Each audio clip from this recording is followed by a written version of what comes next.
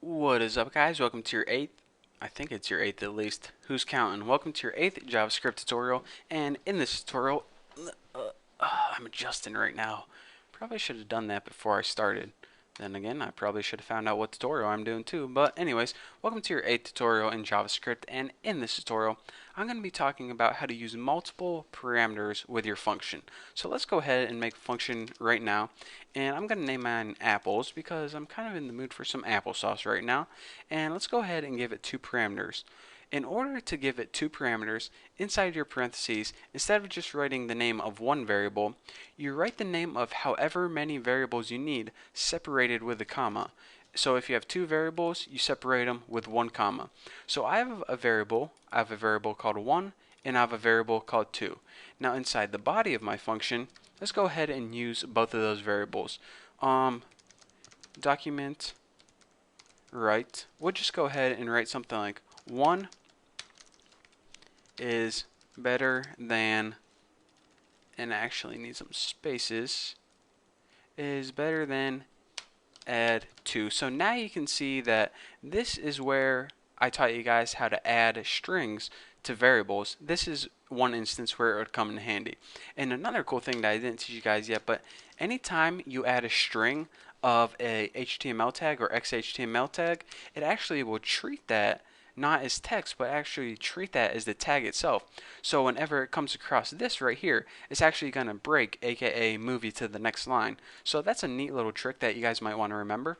So anyways, we have a function called apples. So now let's go ahead and actually call or use this function.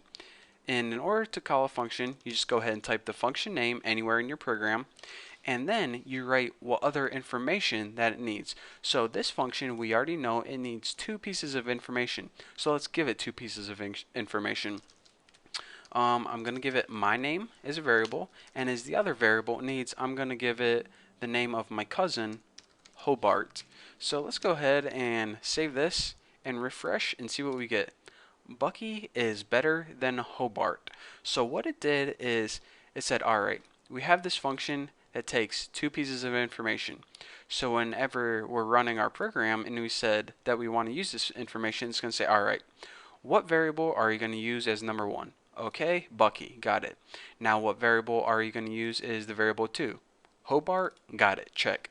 So Bucky is better than Hobart. Makes sense, you gave us both the pieces of information we need, we're good to go. So we can also call this function multiple times, and it, runs the same exact way. So let me think of some bands. Counting crows is better than, I don't know, Bieber. And let's go ahead and write like strawberry is better than coconut. By the way, guys, nice little piece of information.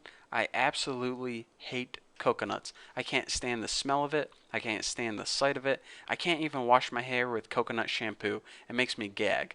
So if I ever see you, walking down the street and you have coconuts, then don't be discouraged that I don't talk to you. It's not you, it's the coconuts.